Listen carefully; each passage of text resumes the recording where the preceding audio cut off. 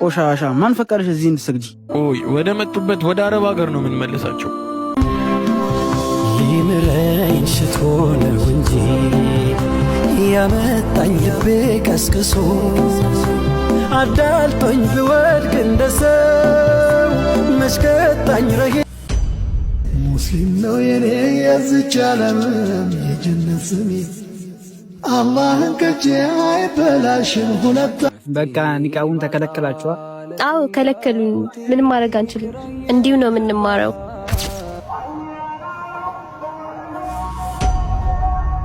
የምን ድምፅ ነው የምሰማው አንተ? የሙስሊሞቹ አዛን እኮ ነው።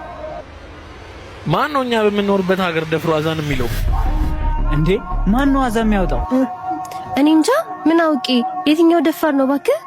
ና ሄደን እንየው። ምንድነው? ምን ሆናችኋል? አንተ ራሱ ምን ሆነህ ነው? ምን ነው? አዛን እኮ ነው ያወጣሁት። ምን አረኩኝ? እንኳን ትምህርት ቤት ከተማ ሙሉ እንደተከለከለ አታውቅምና ነው። እማ ህይወትን አፈልግም መሰለኝ። ቆይ እስከ መቼ ነው ተደብቀ የምንሰግደው? አጉል ጀግና ያርግ። ዝም ብለህ ብትኖር ነው የሚሻልክ። ፍታ። ሰላት የምትለውን ነገር ብትሆን ነው የሚሻለው። እንዴ እኛ እኮ ሙስሊሞች ነን። ምን ሆናችኋል እንዴ? ሰላታችንን አንተው ተደብቀንም ቢሆን እንሰግዳለን። ኧረ እኔ መኖር ፈልጋለሁ። እንዴ እንዳንተ አይነቱ ሙስሊም ተብዬ በዝቶ እኮ ነው እንዲህ እምነታችን የተደፈረው። ነይ እንሂድ። ናተ ና እያልኳል። ምን አልከኝ?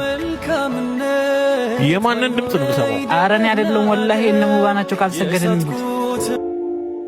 ሰላት እነኚህ ሙስሊሞች ዝም ስንላቸው አበዙት። እነኚህ መጤዎች ጠገቡ ብና። ቆይ ወደ መጡበት ወደ አረብ ሀገር ነው የምንመለሳቸው። ሙባ ግን የሙስሊሙ ኡመትና መጅሊሱ ስለዚህ ነገር ዕውቀት የሌላቸው ይመስላል። ያውቃሉ። ዕውቀት እንደ ዝናብ ነው አሉ ነቢያችን ሰለላሁ ዐለይሂ ወሰለም። ማለትም ጥሩ መሬትና ዘር ላይ ከዘነበ ይጠቅመዋል፣ ያሳድገዋል። እንዲሁም መርዛማና እሾክ ላይም ከዘነበ ያሳድገዋል፣ ያብሰዋል። ልልሽ ፈልጌ ነው መርዝ ያለባቸው ሰዎች ላይ ዕውቀት ዘንቡ መርዛቸው መርዞን እሾካቸው አላራመዳለን። እንዲኖሩ ፈቅደን አጠገብናቸዋ።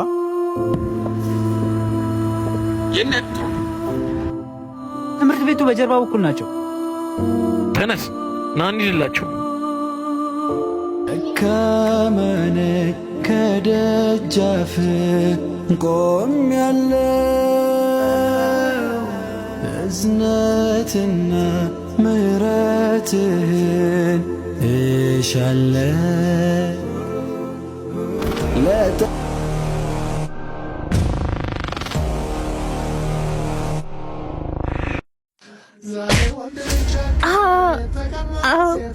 ቆሻሻ ማን ፈቀደሽ እዚህ እንድትሰግጂ?